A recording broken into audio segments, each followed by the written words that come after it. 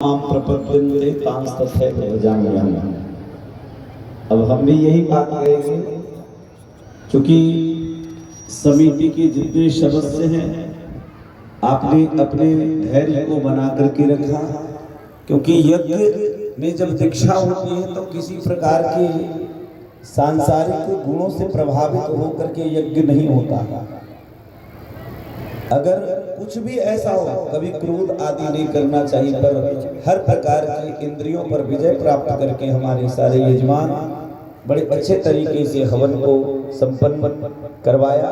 के सूत्रधार जिनके हाथ में ये डोरी है ना, क्योंकि गाड़ी है और ड्राइवर हो अनाड़ी, तो गाड़ी का कोई दोष नहीं है। लेकिन यहाँ गाड़ी हो टूटहा और ड्राइवर हो पक्का, तो टूटहा गाड़ी भी अयोध्या चली जाएगी। तो जिसके अंतःकरण में अंधकार है, वो टूटी गाड़ी जो है लेकर के चलते फिरते शरीर टूटी गाड़ी है, जिसके अंतःकरण में अज्ञान है। पर हमारे आचार्य विद्वान शिरोमणि श्री लवकुश शास्त्री, हमने कहा ना कि उम्र पर मत जाइए। सूर्य देखने में इतने छोटे लगते हैं लेकिन संसार को पूरा प्रकाशित कर देते हैं, है ना।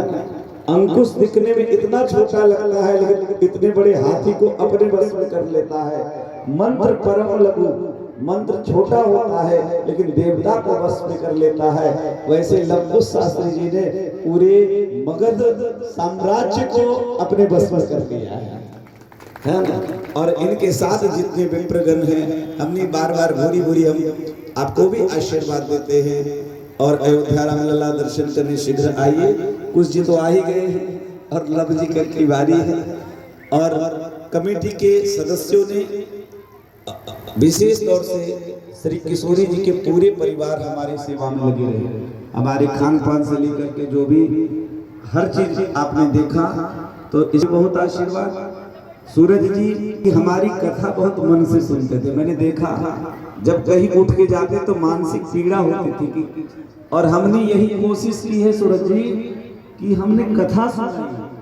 और शायद मुझे नहीं लगता है राम कथा के इतिहास में मैंने इतनी अच्छी कथा कही होगी, क्योंकि हमारे साथ क्योंकि हमारे बड़े बुजुर्ग कह रहे थे महाराज जी नाचना गाना और यही करना, ये कथा तो है नहीं, ये खाली मनोरंजन करना है। तो भजन संध्या वाले को हम जागरण वाले बुला लेते, लेकिन हमने